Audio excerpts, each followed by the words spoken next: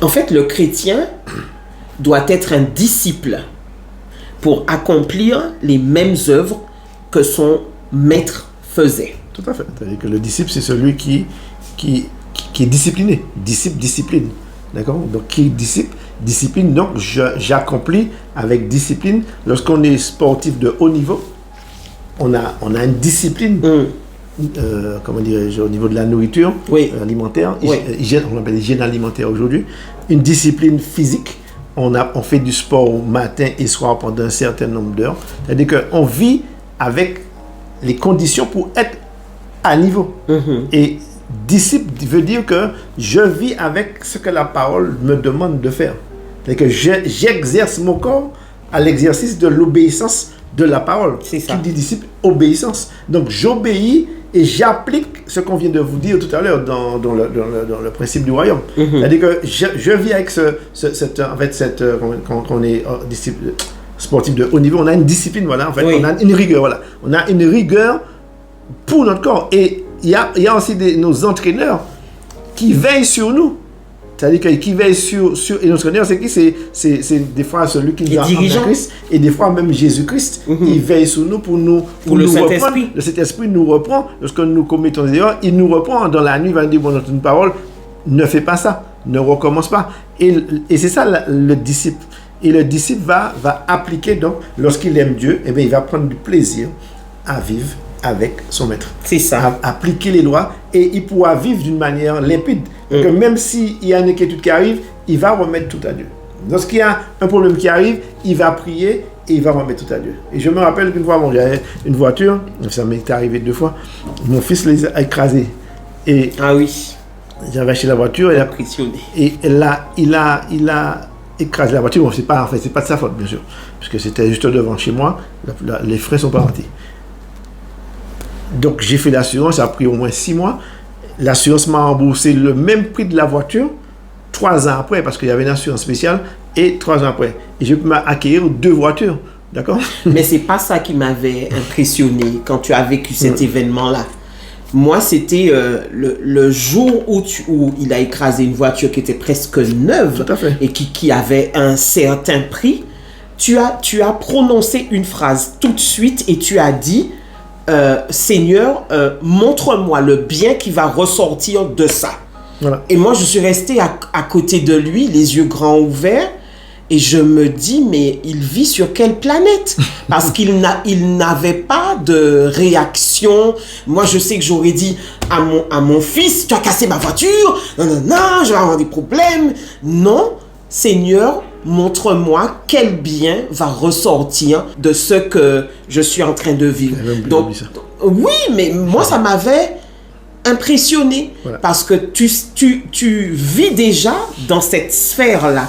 Dans la sphère du royaume de Dieu, tu y es déjà. Donc, tout de suite, il n'y a pas à passer par un temps où tu es en colère d'abord, enfin, toutes les étapes de la terre. Tu es parti directement, Seigneur, tu me montres quel bien va ressortir du mal que je suis en train de vivre. Terminé. Voilà, et j'ai pu acquérir 2 voitures. Voilà. Qui fonctionnent à merveille. Donc, je crois que... Donc, je crois, et il me reste de la monnaie. Donc, c'est ça. Vous pouvez comprendre que vivre dans la discipline du royaume, c'est acquérir une certaine assurance. Et il dit dans le verset, il dit, et la paix de Dieu qui surpasse toute intelligence gardera vos cœurs et vos pensées en Jésus-Christ. D'accord? Il gardera vos cœurs. En fait, il a gardé mon cœur parce que je suis resté dans le royaume. Je ne suis pas sorti. Tu n'es pas sorti. Je ne suis pas sorti à l'extérieur du royaume. Je suis resté dans le royaume et j'ai prononcé cette phrase que j'avais même oublié que j'avais dite. Et pour te montrer que la parole, lorsqu'elle est prononcée avec assurance, donne la foi et elle nous permet d'avancer avec confiance. Mais mine de rien, c'est une sacrée protection que de rester dans l'administration du royaume. Parce que ça protège nos pensées. Là, tes pensées n'ont pas été fluctuantes. Hein. Tu étais appuyé sur ce que tu disais et tu savais que, sans aucun doute, que ça allait se transformer en bien.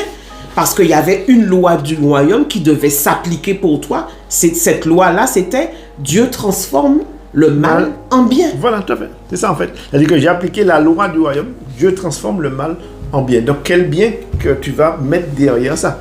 Et je crois que c'est ça, en fait, qu'il faut essayer de faire et de comprendre. C'est-à-dire qu'avoir cette discipline du royaume, dans les événements, dans les petites choses, remettre tout à Dieu. Seigneur, je remets cette situation. Je ne suis pas peut-être capable de les vivre, mais aide-moi à les vivre. Et au fur et à mesure, vous allez grandir spirituellement, vous allez grandir dans cette foi, cette assurance. Et chaque jour, vous allez comprendre que la confiance va grandir. La paix va s'installer. Et cet esprit va vous aider. Comme Jésus. Cet esprit va vous aider à aligner votre pensée sous la pensée de Dieu. C'est-à-dire que la paix, c'est quoi? Elle permet à notre pensée de s'aligner sous la pensée de Dieu. S'il n'y a pas de paix, on n'est pas aligné sous la pensée de Dieu. On n'est pas aligné sous la parole de Dieu. C'est Jésus qui disait, je sais que tu m'exauces toujours. Tout à fait. Et c'est là, en fait, que nous devons aligner donc notre parole sur la parole, notre pensée, notre vision sur celle de Dieu. C'est ça. Alignons nos pensées sous la pensée de Dieu. C'est-à-dire que ne pas l'aligner sous la pensée des autres, parce que fort souvent, les gens vont venir nous dire, ah oui, là, qui est ta voiture, qu'est-ce que tu vas faire, comment tu vas faire pour le travail, en fait, toutes sortes de pensées qui n'arrivent pas, qui vont nous troubler et qui va nous permettre d'être plus en dépression qu'autre chose. Donc, lorsque nous allons aligner notre pensée sous celle de Dieu, que Dieu transforme le mal en bien, mais gloire à Dieu. Même si c'est difficile, mais persévérons, parce que la Bible, c'est une question de persévérance, de patience, d'accord? Et c'est ça qui va permettre à notre foi de grandir.